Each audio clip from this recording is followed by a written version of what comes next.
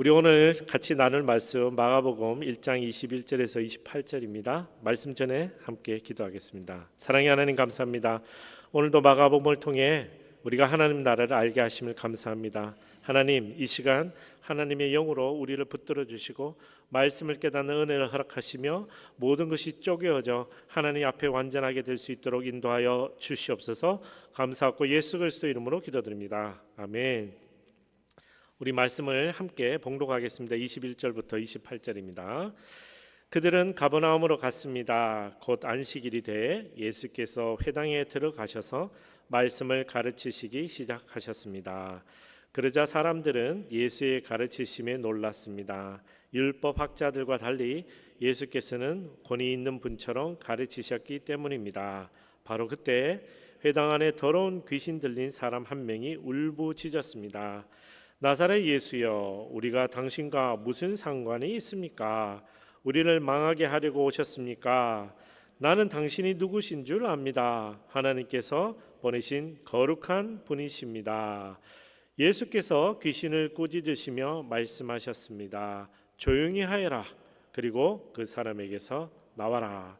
그러자 더러운 귀신은 그 사람에게 발작을 일으키더니 비명을 지르며 떠나갔습니다. 사람들은 모두 너무나 놀란 나머지 서로 수군거렸습니다. 이게 무슨 일이지? 권위 있는 새로운 가르침이로군. 저가 더러운 귀신에게 명령까지 하고 귀신도 그에게 복종하니 말이야. 그래서 예수에 대한 소문이 갈릴리 온 지역으로 삽시간에 퍼졌습니다. 아멘. 제가 말씀 전할 때 성경 읽을 때는 같이 읽으시면 됩니다. 네, 같이 읽으십시오.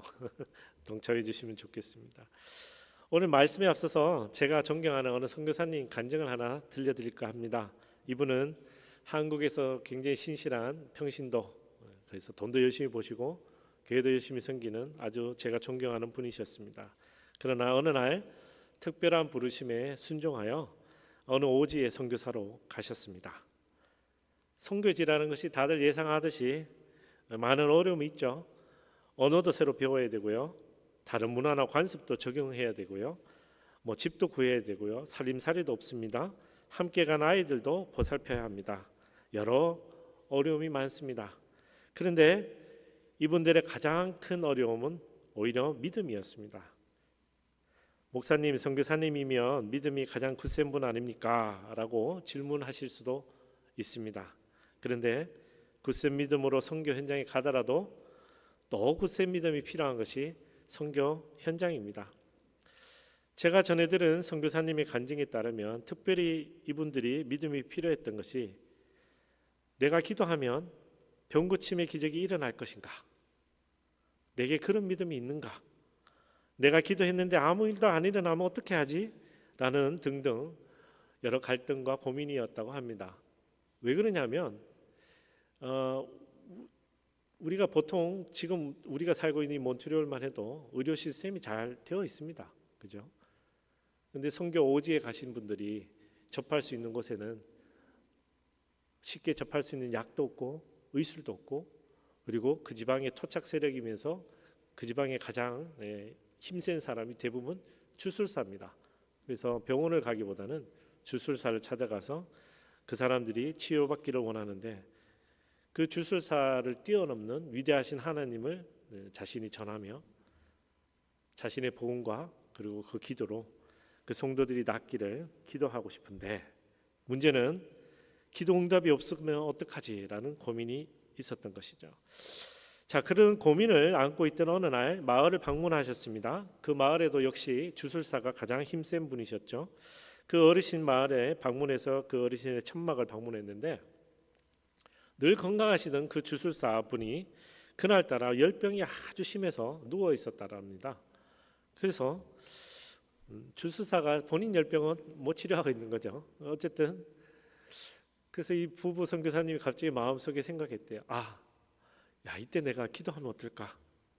이분만 허락하면 마을 전체에 복음을 전하기가 굉장히 쉬운데 이분이 이렇게 좀처럼 마음 문을 안 열어주셨대요. 그래서 내가 기도해서 이 주술사의 열병을 치료하면 마을에 복음을 전하는데 더 쉽지 않을까라는 용기가 필요했답니다. 그래서 마음속에 계속 망설였지만 용기를 내어 주술사분에게 이렇게 물으셨대요. 저희가 당신의 어르신의 병 고침을 위해 하나님께, 제가 모시는 하나님께, 신에게 기도해도 괜찮겠습니까? 라고 물으셨대요.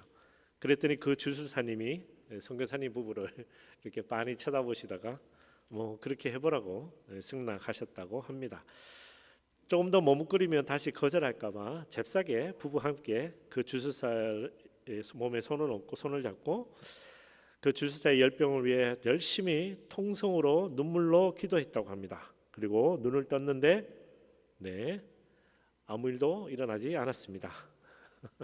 그래서 그렇다고 또 당황할 수는 없잖아요. 그래서 주술사에게 아무 당황한 기색을 띠지 않고 그 자리에서 잘 헤어지고 돌아왔답니다.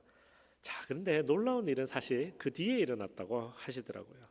그날 밤에 주술사의 열병이 씻은 듯이 나았고 그 주술사는 자신의 병이 나은 것이 그 낮에 와서 기도한 선교사님의 기도 덕분이었다라고 깨달았답니다. 그래서 다음 선교사님이 그 마을을 방문했을 때 주술사님이 그 선교사님 부부를 보고 내가 스스로 치료하지 못한 이 열병을 당신들이 와서 기도하고 그날 밤에 나았다. 그러니 당신의 신이 내가 모시는 신보다 더 뛰어난 신인 것 같다. 그러니 마을에서 마음껏 당신의 신에 관한 이야기를 전해도 좋다라고 허락했다고 합니다. 할렐루야. 놀라운 일이 일어난 거죠. 사랑하는 성도 여러분 혹시 여러분의 삶 가운데 지금 병 고침의 은혜를 경험해 보신 적이 있습니까? 혹은 이때까지 열심히 기도했지만 아무 응답이 없으신 적도 있습니까? 저는 개인적으로 병 고침의 기도는 지금 이 시간도 유효하고 그리고 하나님의 실질적인 응답이 있음을 믿습니다. 저도 경험이 있고 제 주위에도 그런 경험이 많습니다. 현대의학은 포기했지만 병 고침의 기도를 통해 완치된 분도 많이 계십니다. 그래서 제가 수요일 날 병 고침을 위해서 뜨겁게 기도하는 것입니다. 그런데 병 고침의 기도에 대해서 성경은 어떻게 이야기하느냐? 여러분 1+1은 2입니다. 그죠? 1+1은 2입니다. 성경은 1+1은 2라는 공식처럼 투명하고 우리가 이해하기 쉽게 병 고침에 대해서 이야기하지 않습니다. 이렇게 하면 병 고침을 받는다라는 원칙을 성경을 통해서 찾기가 굉장히 어렵습니다. 망설이면 기도하면 믿음이 적으니까 응답받지 못하는 것도 아니고요. 또 나에게 굳센 믿음이 있다고 해서 항암 치료 없이 모든 암이 치유되는 것은 분명히 아닙니다. 자, 그렇다면 오늘 본문처럼 우리 계속해서 복음서를 읽으며 특별히 복음서는 병 고침이 많습니다. 이러한 예수님이 사람들을 치유하시는 장면들을 보고 우리는 무엇을 묵상하고 어떻게 우리 삶에 적용해야 할까요? 이런 물음을 가진 우리를 위해 오늘 마가복음이 들려주시는 이야기에 우리가 귀 기울이기를 원합니다. 먼저 21절 다시 읽겠습니다. 그들은 가버나움으로 갔습니다. 곧 안식일이 돼 예수께서 회당에 들어가셔서 말씀을 가르치시기 시작하셨습니다. 아멘. 저희 지난주에 잠깐 살펴봤습니다. 예수님의 초기 사역은 어디서 일어났습니까?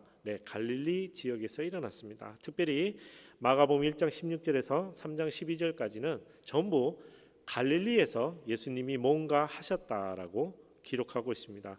우리 지도를 한번 보실까요?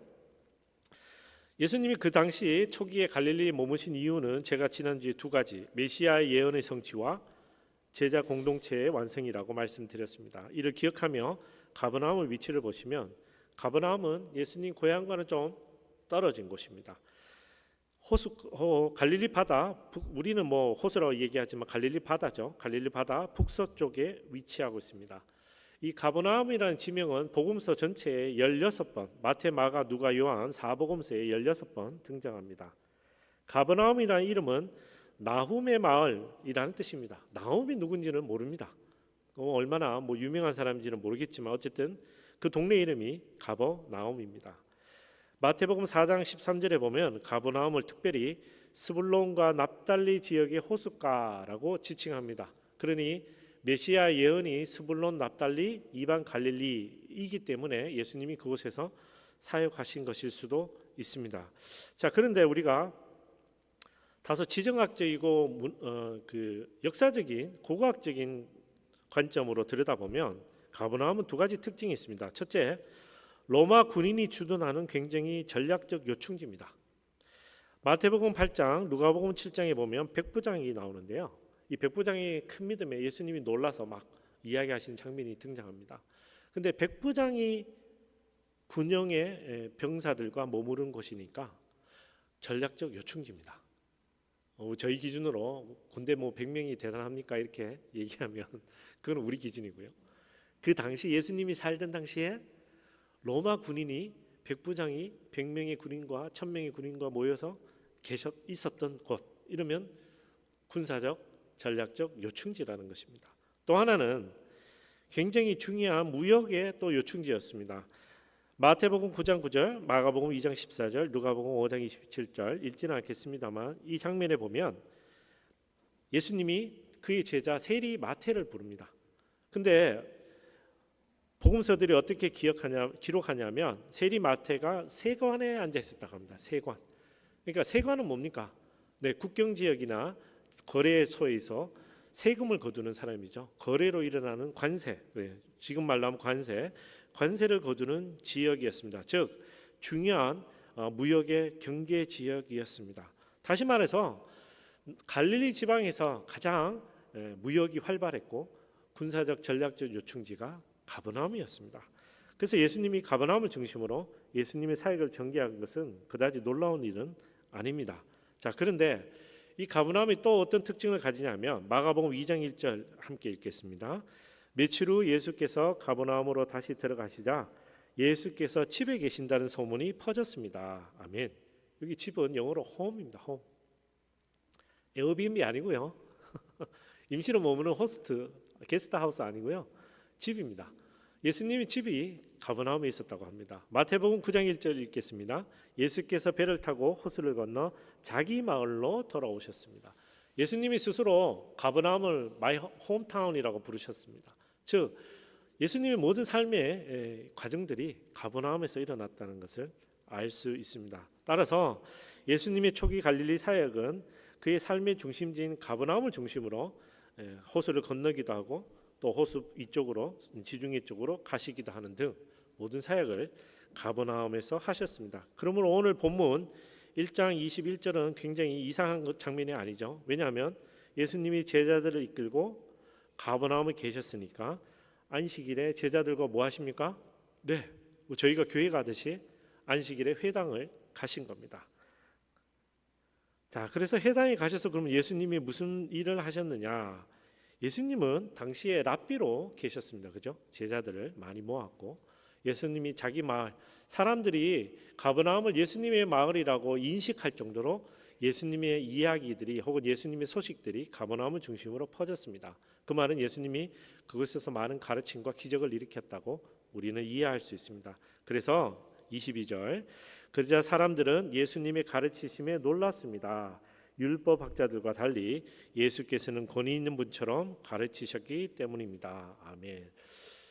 가르치긴 가르치셨는데 다른 랍비들처럼 제자들을 두고 가르치긴 가르치셨는데 가르침이 좀 달랐다라고 이야기합니다. 그 당시 회당에 지금처럼 목사가 한 명이 설교하는 방식이 아니고요. 유대인 회당에는 여러 랍비들이 자기의 차례가 되거나 혹은 자기가 손을 들고 그날의 말씀을 가르칠 수 있었다고 합니다. 그런데 당시에 랍비들의 가르침의 주된 주제는 어떻게 살라라는 거였습니다. 이거를 성경적으로 표현하면 율법입니다. 율법을 가르쳤습니다. 율법을 어떻게 풀어서 해석하고 율법에 덧붙여서 설명을 붙이고 그래서 너희들이 이 율법을 지켜야 하나님 백성으로 살아간다라고 가르쳤습니다. 자, 그런데 예수님은 가르침을 조금 다르게 하셨던 것 같습니다. 오늘 주제가 사실 그건데요. 예수님은 하나님 나라에 대해서 가르치셨습니다. 예수님이 제일 처음에 우리에게 선포하신 것이 무엇이었습니까? 회개하라, 천국이 가까웠다. 하나님 나라가 가까이 왔다. 그렇게 이야기하고 끝낸 것이 아니고 예수님은 그 하나님 나라가 어떤 것인지 가르치셨습니다. 그러니 기존에 회당에 와서 예배드리던 그리고 말씀을 보던 사람들의 입장에서는 새로운 이야기가 된 것이죠. 복음서도 그렇습니다. 여러분, 우리가 복음서를 읽으면 마태, 마가, 누가, 요한복음을 읽으면 모두 예수님의 기적과 예수님의 신비로운 일들로 가득 차 있습니다. 그러나 점점점 복음서가 뒤로 갈수록, 그래서 마태, 마가, 누가, 요한을 제외한 요한복음은 제일 마지막에 지어졌거든요. 요한복음에 가면 기적이 7개밖에 나오질 않습니다. 왜 그러냐면 하나님 나라를 이해하는데 우리가 더 깊게 이해해야 될 것은 예수님의 치유 그리고 모든 기적이 아니라 예수님이 이 땅에서 가르쳐 주신 하나님 나라를 이해하는 것이 더 중요함을 이 초대교회들이 깨달았기 때문입니다. 그래서 점점점 뒤로 갈수록 예수님의 기적보다는 하나님의 나라, 그래서 예수님의 가르침에 더 집중했던 것이죠. 제가 이 부분을 여러분에게 조금 더 이해를 돕기 위해서 두 가지 본문을 읽겠습니다. 마가복음 1장 14절 읽겠습니다. 시작. 요한이 감옥에 갇힌 뒤 예수께서는 갈릴리로 가셔서 하나님의 복음을 선포하셨습니다. 그래서 천국이 왔다라고 선포하신 거예요. 그리고 나서 예수님이 어떻게 하셨습니까? 네, 오늘 본문처럼 21절 22절처럼 회당에 가셔서 그리고 동네에 가셔서 바닷가에 가셔서 가르치신 겁니다. 조금 더 이해를 돕기 위해서 제가 제가 존경하는 선교사님 간증을 들려드릴게요. 자, 이분이 서울 지하철 1호선을 타고 다니시던 분이셨습니다. 여러분, 서울 지하철 1호선 가보신 분 아시겠지만 가장 오래됐고 가장 죄송합니다. 더럽고 하여튼 복잡하고 그렇습니다. 근데 요즘은 제가 안 가봐서, 서울도 안 가봐서 오래돼서 모르겠지만 제가 직장 다닐 때만 해도 예수 천당 불신지옥이라고 편말 들고 외치던 분이 계셨어요. 제가 존경하는 이 선교사님이 늘 그 길을 다니며 그 이야기를 들었는데 그날따라 이 말이 귀에 꽂히고 마음이 박혀서 도대체 예수 천당 불신지옥이 뭔지 구체적으로 알고 싶었던 거예요.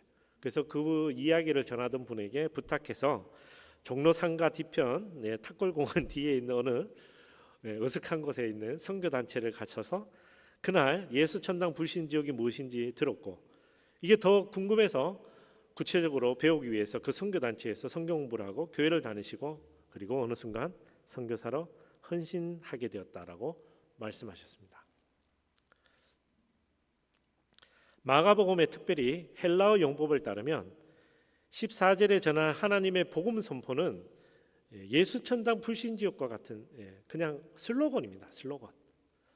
그런데 21절, 22절에 거쳐서 마가복음의 이 헬라어 단어, 특히 가르침이라는 티칭이라는 단어를 보면 이 단어는 구체적으로 풀어서 설명하는 것을 의미합니다. 여러분, 복음서를 읽을 때 우리가 오해하기 쉬운 게 예수님은 예수 천당 불신지옥만 외치고 천국 가신 것 같지만 실은 그렇지 않습니다. 예수님은 예수 천당 불신지옥이라고 이야기하는 그 하나님 나라가 무엇인지 선포하시고, 그리고 그 선포를 구체적으로 우리에게 설명하셨습니다. 그래서 예수님의 3년의 사역 중에 보면 가르침의 사역이 굉장히 중요했습니다. 오늘 마가복음은 티칭 사역을 그래서 제일 먼저, 예수님의 사역 중에 제일 먼저 가르침에 대해서 오늘 이야기하는 것입니다.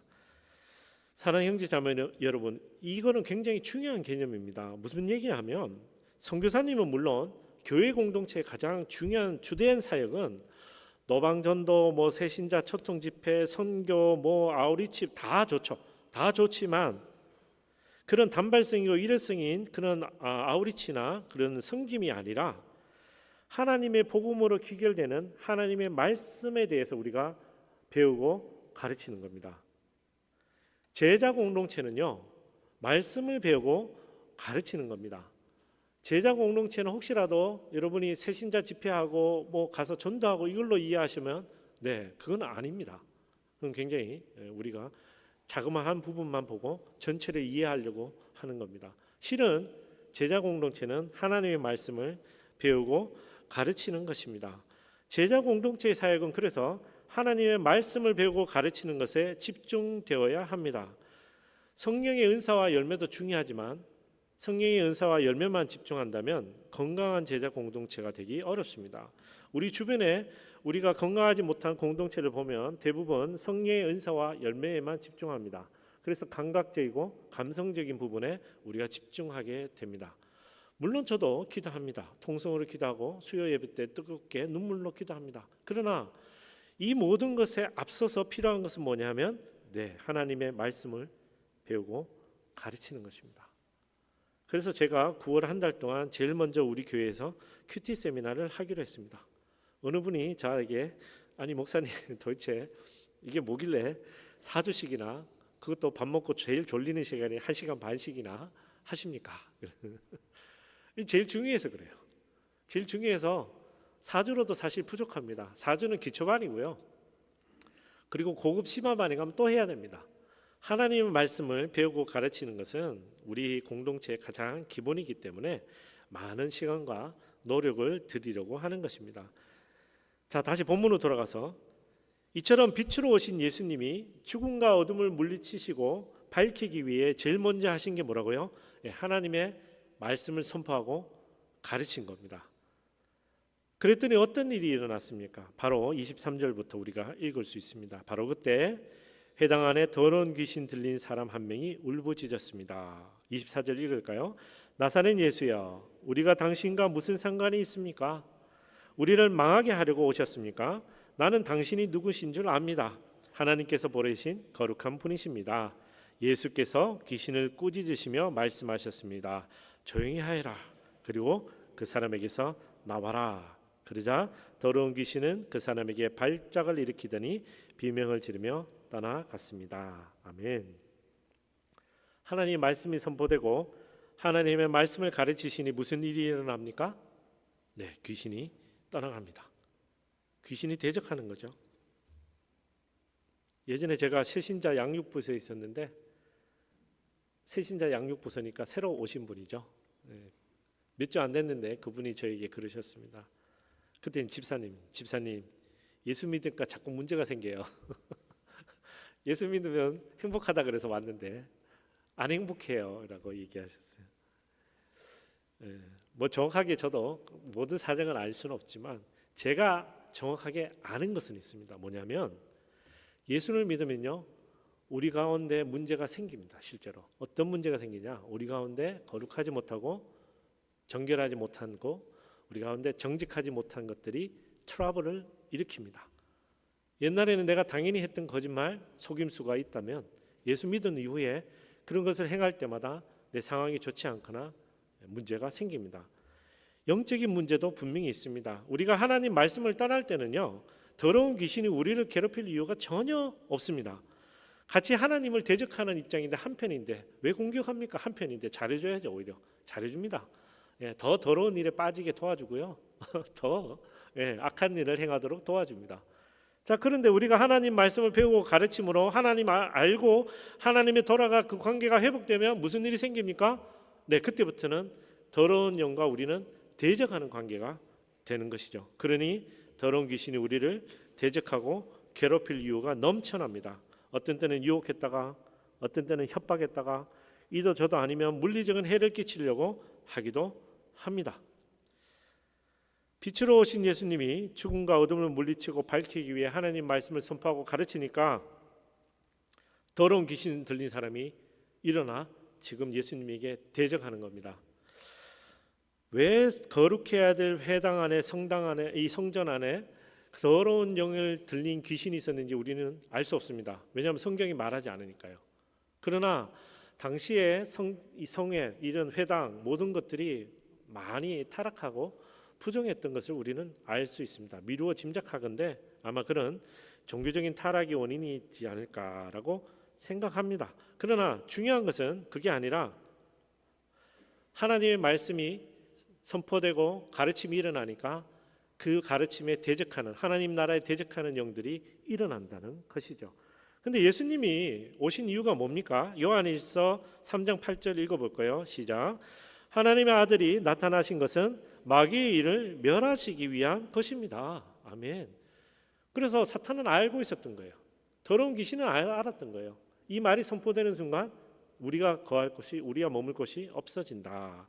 그래서 예수님이, 빛으로 오신 예수님이 죽음과 어둠을 물리치기 위해, 밝히기 위해 하나님 말씀을, 하나님 나라를 선포하고 전하니까 더러운 귀신이 대적하고, 하나님이 하나님의 권위를 예수 그리스도의 내 사랑하는 아들에게 주셨더니 예수님이 말씀을 선포하시니 더러운 귀신은 굴복할 수밖에 없는 것이고, 이 장면을 목격한 사람들은 하나님의 놀라운 권위를 경험하게 되는 것이죠.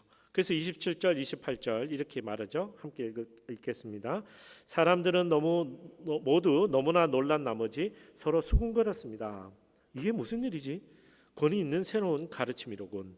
저가 더러운 귀신에게 명령까지 하고 귀신도 그에게 복종하니 말이야. 그래서 예수께 대한 소문이 갈릴리 온 지역으로 삽시간에 퍼졌습니다. 아멘. 기존의 랍비들은 어떻게 살라라고 가르쳤습니다. 율법을 가르쳤다고요. 600개 넘는 율법을 잘 행하기 위해서. 그래서 안식일에 이거 하면 안 되고 저거 하면 안 되고 이런 규칙들을 만들어서 가르친 게 랍비의 가르침이었습니다. 그러나 하나님의 성전에서 예수 그리스도가 하나님의 말씀을, 하나님 나라에 대해서 선포하니까 기존의 랍비들과 가르침과는 다른 것이었죠. 기존의 랍비들이 가르칠 때는 더러운 귀신 들린 사람이 가만히 있었단 말이죠. 그런데 예수님이 진짜백이 하나님 말씀을 선포하고 가르치니까 더러운 귀신이 일어나 대적하고, 그 가르침을 선포하던 랍비가 명령하니 귀신이 떠나간 것이죠. 그래서 이 장면을 목격한 사람들이 신비롭고 놀라운 경험을 하게 된 것입니다. 그래서 28절에 예수에 대한 소문이 삽시간에 퍼졌다라고 마가복음은 기록하고 있습니다. 자, 이제 말씀을 정리해 보겠습니다. 오늘 본문 말씀은 사실 굉장히 심플합니다. 그죠? 예수님의 초기 갈릴리 사역 중 무슨 사역이 일어났습니까? 가르치는 사역입니다. 티칭 미니스트리라고 마가복음은 기록하고 있습니다. 그래서 오늘 이 본문을 정리하면 오늘 성경은 우리에게 이렇게 말합니다. 예수 그리스도는 하나님의 말씀을 가르치셨습니다. 너무 우리가 잘 알고 있는 것입니다. 그런데 이 말씀을 붙들고 오늘 하루 또 이번 한 주 살아갈 우리는 어떤 적용이 필요합니까? 우리는 너무 당연한 것을 당연하게 우리가 인정하고 이해하지 못한 것 같습니다. 예수님의 모든 사역은 하나님의 말씀에서 비롯되는 것입니다.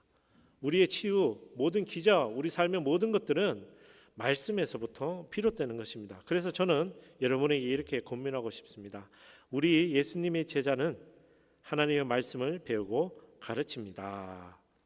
자, 좌우에 둘러보시고 미소를 지으시고 얘기해 주세요. 우리 예수님의 제자는 하나님의 말씀을 배우고 가르칩니다. 아멘. 저를 보지 마시고 좌우를 보셔야 됩니다. 우리 가슴에 손을 얹고 선포할까요? 우리는 하나님의 말씀을 배우고 가르치는데 힘쓰겠습니다. 아멘. 사랑하는 성도 여러분, 제가 제일 먼저 예화를 들었던 우리 선교사님한테 여쭤본 적이 있어요. 선교사님, 그런 기적이 일어나는 걸 경험하시는데 그 이후에는 어땠습니까? 항상 그런 상황, 그런 자리가 되면 일어납니까? 라고 물었더니 아니라고 하셨습니다. 그분의 답변은 이랬습니다. 이후에도 치유의 기적은 있기도 하고 없기도 했습니다. 하나님의 말씀이 선포되는 것이 도움이 된다면 치유의 기적이 일어났고, 그렇지 않다면 치유가 일어나지 않는 것 같다고 조심스럽게 저에게 설명해 주셨습니다. 제가 오늘 설교를 준비하면서 앞서 공지했던 설교 제목을 바꿀까라고 꼭 생각을 했어요. 치유하시는 하나님에 대해서 묵상하고 싶었거든요, 처음에는. 근데 제가 말씀을 묵상하고 하나님께 기도할 때 하나님이 저에게 지혜를 주셨는데, 예수님의 치유의 기적마저도 어디서부터 유래됩니까? 예수님의 가르침에서부터 유래된다는 것입니다. 오늘 이 장면을 읽으면 우리는 분명히 더러운 귀신 들린 사람을 치유하신 이야기입니다. 맞습니다. 그러나 마가는, 특히 베드로는 우리가 더러운 귀신을 치유하고 5천 명을 먹이고 무리를 걷고 모든 것들이 예수님의 기적이지만 예수님이 이 기적을 행하신 가장 큰 이유가 무엇인지 우리에게 들려주기 원하셨던 겁니다. 그것은 바로 하나님 나라, 하나님 말씀이 이 땅에 선포되는 것입니다. 여러분, 치유는 우리가 분명히 기도할 일입니다. 맞습니다. 우리 힘써 우리의 치유를 위해서 기도합니다. 그러나 우리가 진짜 근본적으로 기도하고 우리의 제자 공동체에게 기준으로 바라봐야 할 것은 하나님의 말씀을 배우고 가르치는 겁니다. 오늘 예수님의 치유는요, 예수님의 가르침인 하나님의 말씀에 반대하는 세력인 더러운 귀신이 불완전한 복음을 거부하고 예수님의 권세 있는 꾸짖음에 도망간 결과입니다. 즉 예수님의 치유는 하나님 말씀이 선포되고 가르쳐진 결과로 일어난 것입니다. 그래서 오늘 우리가 본문에서 그리고 마가복음뿐만 아니라 모든 신약의 본문에서 주목할 것은 치유하시는 예수님, 기적을 일으키시는 예수님은 하나님 말씀에 근거하여 그 기적을 일으키셨다는 겁니다. 자, 그러면 그 하나님의 말씀이 뭡니까? 우리가 오늘 읽었던 것처럼 천국이 이 땅에 이르렀다는 겁니다. 하나님 나라가 이 땅에 실현하는 겁니다. 여러분, 하나님 나라는 어떤 거라고 상상하고 계십니까? 어떤 분이 마치 율법학자처럼 하나님 나라에 가면 결혼을 하는지 궁금해하고 재혼을 했는데 어떻게 해야지 이런 고민하고 있고, 뭐 아니면은 뭐 하늘나라를 가면 내가 상급을 많이 받아서 나는 집이 좀 큰 집에 살고 뭐 유튜브에 보면 그런 내용들이 많습니다. 여러분이 꿈꾸는 하나님 나라는 어떤 겁니까? 오늘 성경은 마가복음은 하나님 나라가 이렇다고 이야기합니다. 하나님 나라는 더러운 귀신도 없고 절름발이도 없고 시각장애도 청각장애도 없는 것이라고 이야기합니다. 요한계시록 21장 27절 우리 같이 읽어볼까요? 한 목소리로 읽겠습니다. 그러나 어린 양의 생명책에 기록되어 있는 사람들 외에 모든 속된 것과 가증한 것과 거짓을 행하는 사람은 도성으로 들어오지 못할 것입니다. 아멘. 여기 영어로 읽어보시면 27절에 보면 nothing unclean 이라고 되어 있어요. nothing unclean. 그러니까 그 더러운 영은 하나님의 말씀이 선포되는 하나님 나라가 임한 자리에 임할 수가 없는 것이죠. 그래서 떠나가는 겁니다. 이사야에서 35장 5절에서 6절 말씀 읽을까요? 시작. 그때 눈먼 사람의 눈이 열리고 귀먹은 사람의 귀가 뚫릴 것이다. 그때 다리를 절던 사람이 사슴처럼 뛰고 말하지 못하던 혀가 기뻐서 소리칠 것이다. 아멘. 이게 하나님 나라입니다. 이게 하나님 나라예요. 우리가 가서 우리가 영원토록 거할 하나님 나라는 이런 것입니다. 그런데 가기 전에는 알 수가 없죠. 알 수가 없기 때문에 예수 그리스도가 우리에게 하나님 나라를 맛보게 하기로 하시고 이 땅에 오신 겁니다. 하나님 나라에 영원토록 우리 사랑하는 하나님 우리 자녀들과 영원토록 거하기를 원하시는 이 하나님 나라가 어떤 것인지 미리 마치 그 우리 영화에 보면 트레일러 예고편 나오듯이 예수님을 통해서 예고편을 보여주신 게 바로 복음서입니다. 그래서 마가복음에 하나님 말씀이 선포되고 하나님 나라가 어떤 것인지 예수님이 선포하시니 더러운 귀신이 떠나가고 그 이후에 계속 어떤 기적들이 일어납니까? 마가복음 뒤이어서 뭐 병고침이 일어나고 절름발이에 소경이 많은 일들이 일어나는 이유가 바로 하나님 나라가 어떤 것인지 우리에게 보여주기 위한 것입니다. 사랑하는 여러분, 하나님 나라를 이 땅에서 맛보고 싶으십니까? 그러면 다시 2000년 전으로 예수님께 되돌아갈 수는 없잖아요. 그러면 이 시대를 살아가는 우리는 하나님 나라를 어떻게 맛볼 겁니까? 성경이 이렇게 이야기하는 겁니다. 하나님의 말씀을 배우고 가르치면 우리가 하나님 나라를 맛볼 수 있다라고 말씀하는 겁니다. 하나님의 말씀에 근거하여 하나님 나라를 이 땅에 실현하는 것이 바로 더러운 영이 떠나고 병이 치유되고 우리의 가정에 깨어진 관계가 회복되고 내 통장의 잔고가 회복되고 모든 것들이 일어나는 이유가 바로 하나님 말씀에 근거하여 하나님 나라가 이 땅에 실현되는 것이기 때문에 그렇습니다. 사랑하는 형제 여러분, 자매 여러분, 하나님 나라를 이 땅에서 맛보고 싶습니까? 그러면 이제 하나님 말씀을 배우고 가르치시기를 바랍니다.